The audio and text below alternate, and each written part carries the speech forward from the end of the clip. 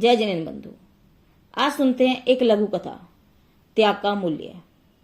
भगवान महावीर के पंचम गंधर्व आर्य सुधर्मा स्वामी के चरणों में जहां एक और बड़े बड़े राजा, राजकुमार और श्रेष्ठी कुमार आकर मुनि दीक्षा लेते, वहीं दूसरी ओर दीन दरिंद, यहाँ तक कि पथ के भिखारी भी दीक्षित और साधना करते। इसी श्रृंखला में एक बार राजगृह का एक दीन लकड़हारा भी विरक्त होकर मुनि बन गया। साधना के क्षेत्र में तो आत्मा की ही परख होती है, देह, वंश और कुल की नहीं। एक बार महामात्य अभय कुमार सामंतों के साथ वन विहार के लिए जा रहे थे। मार्ग में वही लकड़हारा मुनि आहार के लिए नगर में प्रवेश करते हुए सामने मिल गए। अभय कुमार ने घोड़े से नीचे उतरकर मुनि चरणों में भक्ति भाव से विनम्र वंदना की।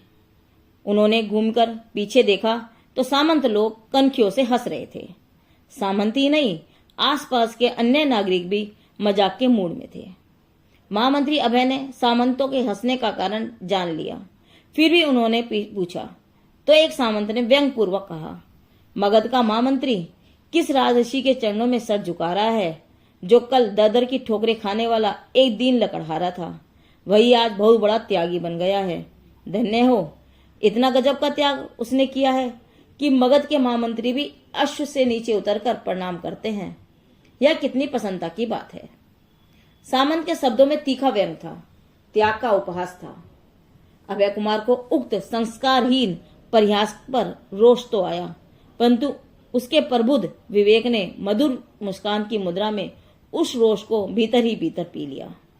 अज्ञान और अहंकार का प्रतिज्ञान कारज्ञान अनंतता से भी हो सकता है। अभय कुमार इस बात को जानता था कि सामंत ने मगध के महामंत्री का उपहास नहीं किया है, किंतु ज्ञानपुत्र महावीर की क्रांतिकारी त्याग परंपरा का उपहास किया है। भोग का कीड़ा त्याग की ऊंचाई की कल्पना करे भी तो कैसे।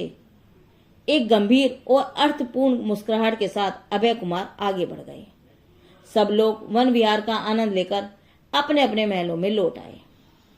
दूसरे दिन महामंत्री ने राजसभा में एक एक कोटि स्वर्ण मुद्राओं के 3 ढेर लगाए और खड़े होकर सामंतों से कहा, जो व्यक्ति जीवन भर के लिए कच्चे जल का उपयोग, अग्नि का उपयोग और स्त्री सहवास का त्याग करे, उसे मैं ये 3 कोटि स्वर्ण मुद्राएं उपहार में दूंगा।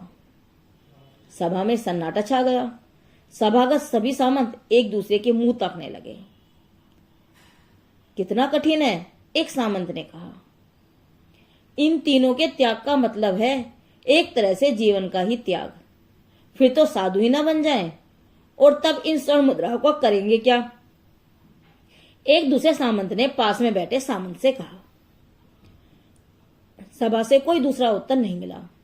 महामंत्री फिर खड़े हुए और धीर गंभीर स्वर में बोले, लगता है हमारे वीर सामंत एक साथ 3 बड़ी शर्तों को देखकर अचकचा गए हैं। अच्छा, तो उनके लिए विशेष सुविधा की घोषणा किए देता हूं। तीनों में से किसी एक ही प्रतिज्ञा का पालन करने वालों को भी स्वर्ण मुद्राएं दी जा सकती हैं। फिर भी सभा में सन्नाटा छाया रहा। कोई भी वीर सामंत महामंत्री की इस नरम की गई शर्त को भी स्वीकार करने का साहस नहीं कर सका। महामंत्री ने सभा पर गंभीर दृष्टि डाली। क्या कोई व्यक्ति यह साधारण सा त्याग करने का साहस नहीं कर सकता? तभी एक ध्वनि गूंजी, नहीं नहीं महामत्य, यह साधारण कहाँ, यह तो असाधारण साहस है।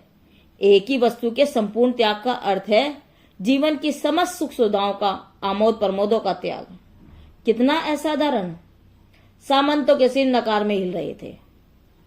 तो फिर सामंतों, जिस व्यक्ति ने इन तीनों का त्याग किया हो, वह कितना महान और कितना वीर योद्धा होगा।